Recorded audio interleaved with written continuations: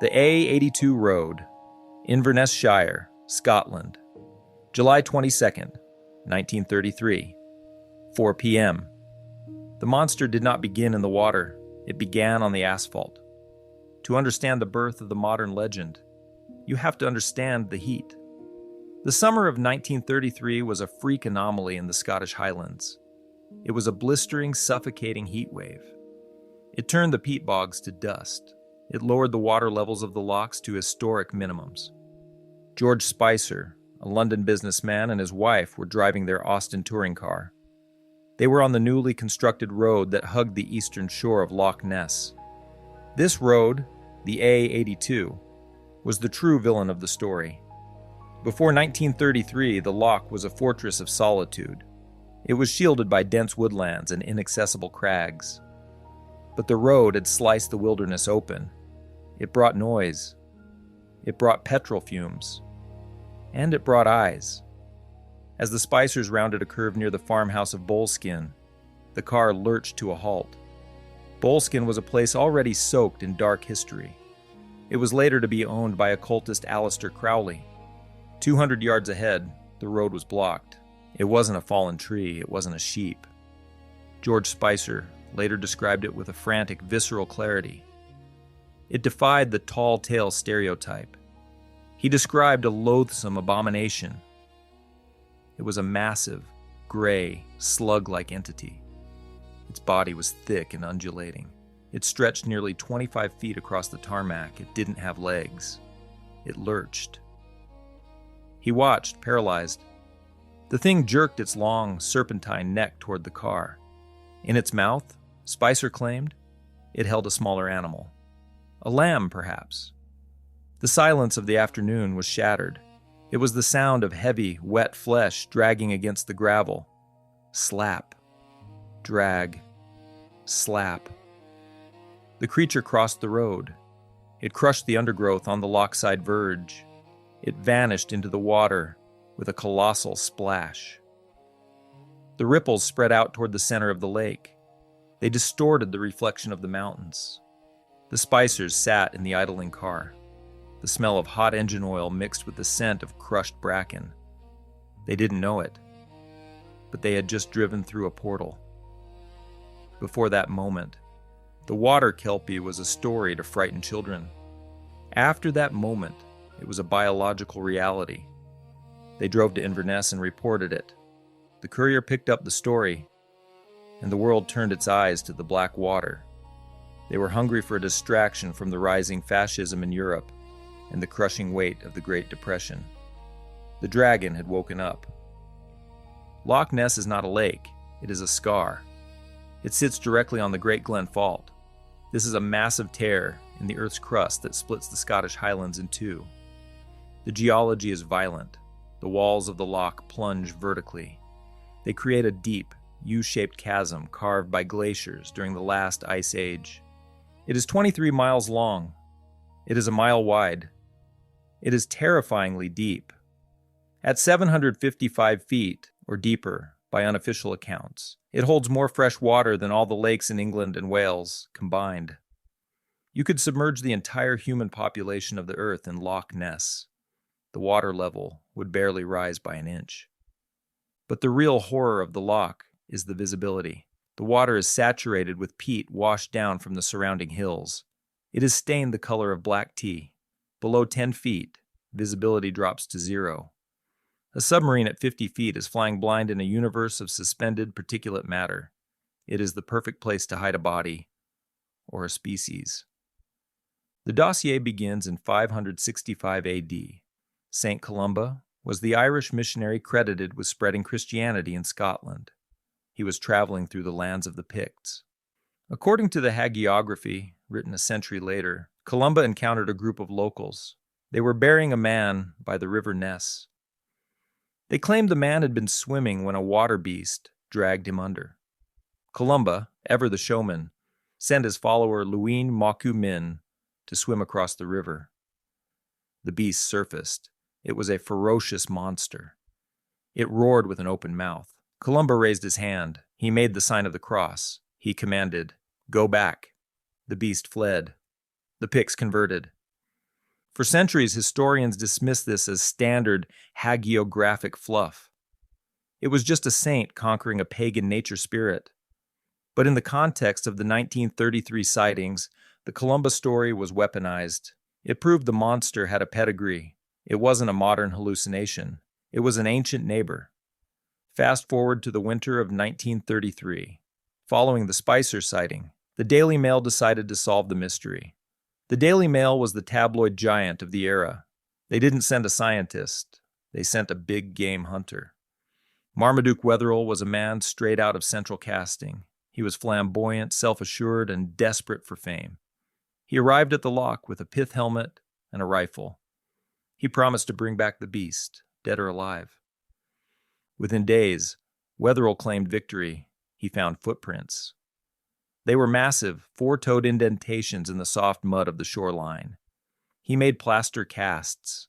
He sent them to the Natural History Museum in London.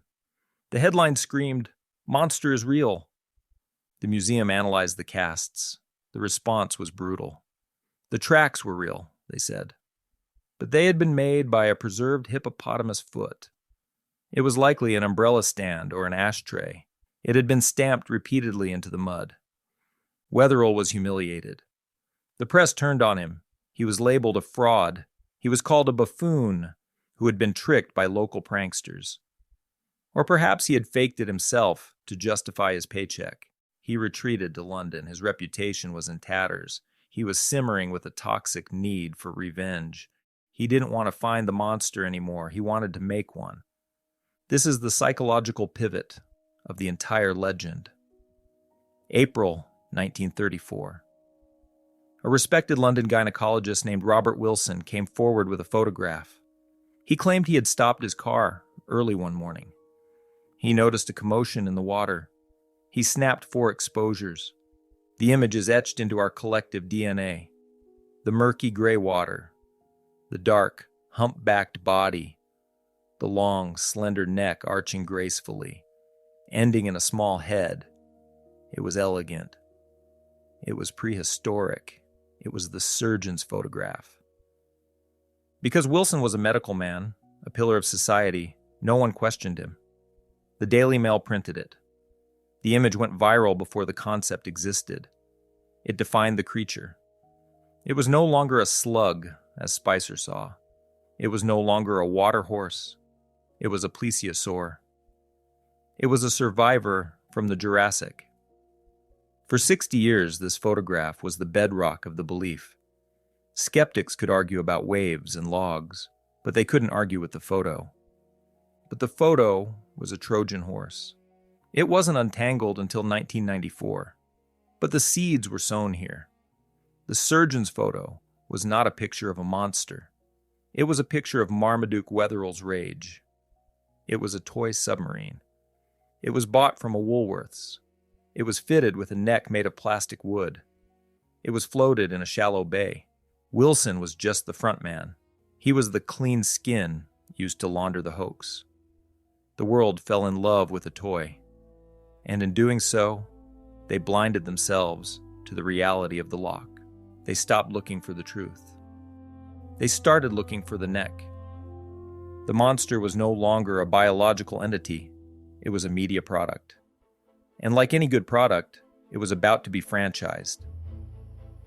By the 1960s, the hunters would trade their rifles for sonar. The era of the gargoyle was beginning. The Loch Ness Investigation Bureau, 1960 to 1975. The Second World War put the monster on ice, but when the fog of war lifted, a new breed of hunter arrived at the loch. These weren't pith-helmeted colonials like Wetherell. They were engineers. They were men of science. They didn't want a trophy. They wanted a taxonomy.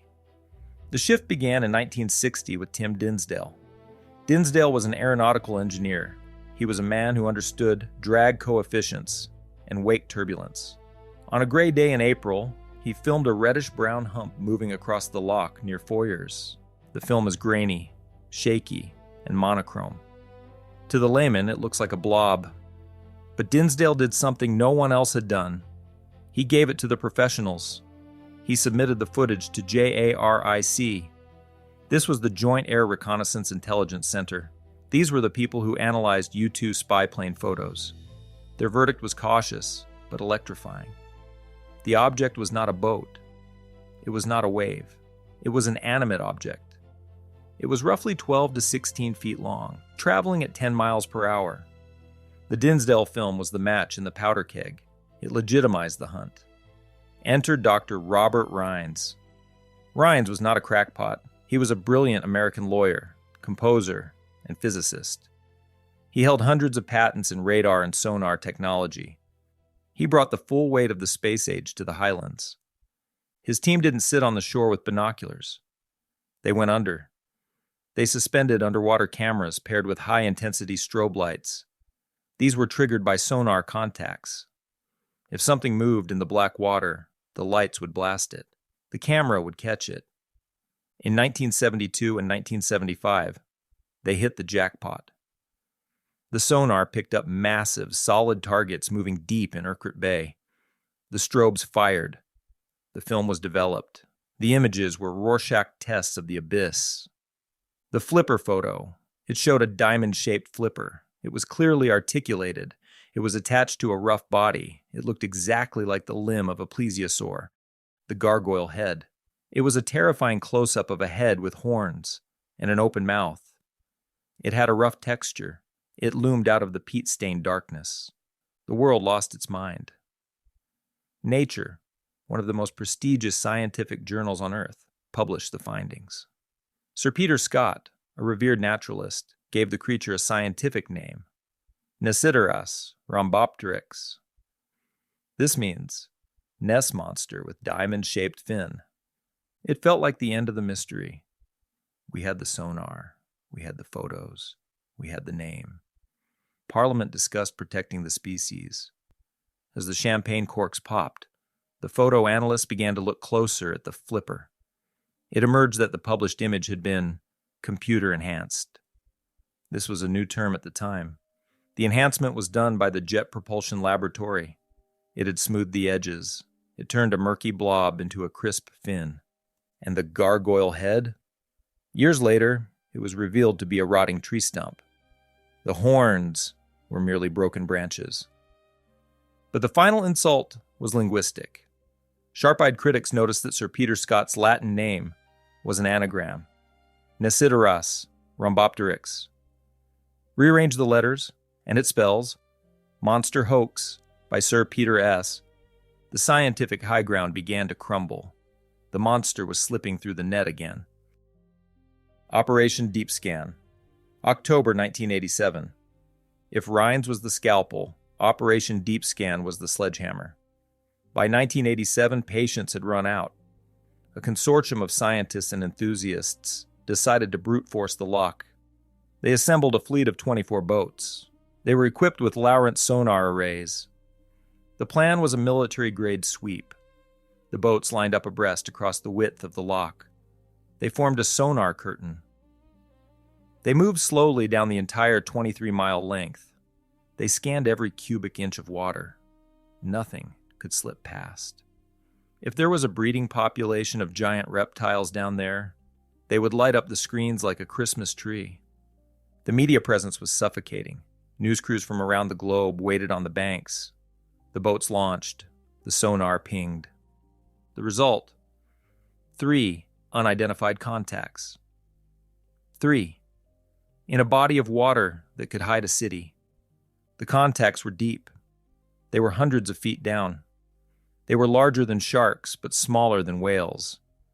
But when the boats circled back to investigate, the contacts had vanished. The verdict was devastatingly mundane. The scientists concluded the contacts were likely seals that had entered from the sea. Or they were thermal layers in the water column that reflected the sonar pulses. There was no family of plesiosaurs. There was no underwater cavern. There was just deep, cold, empty water. Deep Scan broke the heart of the believer. It shifted the narrative from, "When will we find it?" to "Why haven't we found it?" Then came the final nail in the coffin, the confession, 1994. An old man named Christian Sperling lay dying. He was 90 years old. He had no reason left to lie. Sperling was the stepson of Marmaduke Wetherell. Wetherell was the humiliated big game hunter from 1933. On his deathbed, Sperling confessed the plot that had birthed the legend. He explained how his stepfather burned with rage against the Daily Mail. He had bought a 14-inch toy submarine from Woolworth's. He described how he, Sperling, had sculpted a head and neck out of plastic wood. Sperling was a model maker. They had attached it to the sub. They drove to a quiet bay. They floated the toy. Wetherell's son, Ian, took the photos. They chose the angle to eliminate the scale. The monster was only 2 feet high. Then, they found a patsy. They gave the plates to Robert Wilson. He was the respectable surgeon who enjoyed a good practical joke. Wilson sold the photo to the Mail. The surgeon's photograph was a toy. This was the icon of the unknown. This was the image that launched 1,000 expeditions. The irony is staggering. The most famous monster in history was created not by evolution, but by a tabloid vendetta. With the surgeon's photo debunked and deep scan coming up empty, the Loch Ness monster entered its ghost phase. It ceased to be a biological question. It became a psychological one. Why do we still look? We look because the loch is a mirror. When we stare into that black water, we aren't looking for a dinosaur. We are looking for magic. We are looking for proof that the world isn't fully mapped. We want to believe that there is still room for monsters in a Google Earth world. But science wasn't done yet. There was one tool left in the box. A tool that didn't rely on grainy photos or sonar pings. A tool that could read the water itself. Loch Ness, June 2019. Professor Neil Gemmell from the University of Otago in New Zealand didn't bring a submarine. He brought sterile bottles. Gemmell's team conducted an eDNA survey. This stands for environmental DNA. Every living thing in a body of water leaves a genetic trail. Skin cells, scales, feces, urine. By sequencing the DNA found in the water samples, you can create a complete census of the loch's inhabitants. If a plesiosaur swam in the loch, its DNA would be there. If a giant sturgeon lived there, its DNA would be there. The team took 250 samples from various depths. They sequenced 500 million DNA sequences. The verdict: plesiosaur DNA, 0. Sturgeon DNA, 0. Catfish DNA, 0. Greenland shark, 0. The Jurassic theory was biologically dead, but the data did show something anomalous. There was an extraordinary amount of unguillid DNA. Eels are common in Scottish lochs, but the sheer volume of genetic material suggested a biomass that was off the charts. Gemmell couldn't rule out the possibility of giant eels. Eels can grow to 6 feet. Could a mutation explain the sightings? Perhaps a sterile super eel that never migrates to the Sargasso Sea to reproduce, but just keeps growing. It fits the profile. Eels are dark. They undulate. They can move on land for short distances. Remember the Spicer sighting? Is Nessie just a 15-foot eel with a thyroid problem? The parking lot is full of buses. The gift shops sell green plush toys with tartan hats. The monster brings in nearly 41 million pounds a year to the Scottish economy. Nessie is too big to fail. Even if we drained the loch and found nothing but mud and old tires, the legend would survive. Because the monster is no longer in the water. It is in us. It is the shadow that makes you pull the car over. It is the thrill of the what if. The abyss doesn't always stare back. Sometimes it just winks. And deep down, in the black peat-stained cold, the giant eels are swimming. The file on the Loch Ness monster is technically closed. The confession of Christian Sperling in 1994 dismantled the icon. The eDNA survey of 2019 drained the biology. By all rights, the water should be empty. The sonar screens still ping with anomalies that drift between the thermal layers. The human eye still catches movement in the wake of a passing cruiser. It signals monster to the brain before logic can intervene. We refuse to let Nessie die. She is the guardian of the unmapped corner. In an age where satellites can read a license plate from orbit, Loch Ness remains a stubborn, murky pocket of resistance. It is a place where the map still says, "Here be dragons." Perhaps the truth isn't a plesiosaur. Perhaps it isn't a toy submarine. Perhaps the truth is simply the depth itself. 700 feet of cold, peat-stained water is enough to hide anything, including our own desperate need for the world to remain wild. That was The Loch, written and performed by the author, me, James Cawley. We spend our lives trying to illuminate the world, dragging sonar through the silt and sequencing the very molecules of the deep. We want the truth, or so we tell ourselves. But as the icons fall and the hoaxes are dismantled, we find a strange grief in the clarity. Perhaps we don't look into the black water of the Great Glen to find a prehistoric survivor, but to find a reflection of a world that hasn't yet been fully explained away. The monsters aren't just in the water. They are the shapes we give to our own need for the wild. My name is James Cawley, and you're listening to Dust and Echoes. If you like stories like this, stories that pull back the veil of the modern world, only to find the ancient shadows still breathing underneath, then you're in the right place. I'm glad we found you. If you enjoy this podcast, do me a quick favor. I'm not ever going to try to sell you salt packets or get you to sign up for a meal delivery service. But it would really help me if you took time to leave a review and tell a friend, someone like us, about this show. The more people like us we can get to listen will help this podcast keep growing. It's just me here, alone in my studio in the Utah desert, making this happen every week.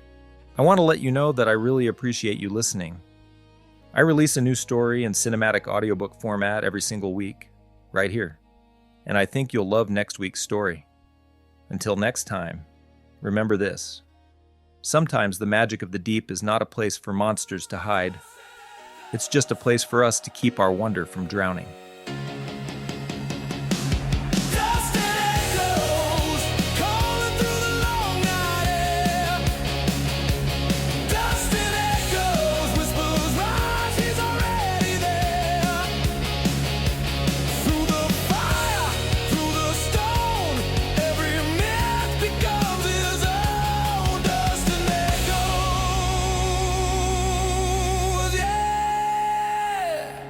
Just an echo.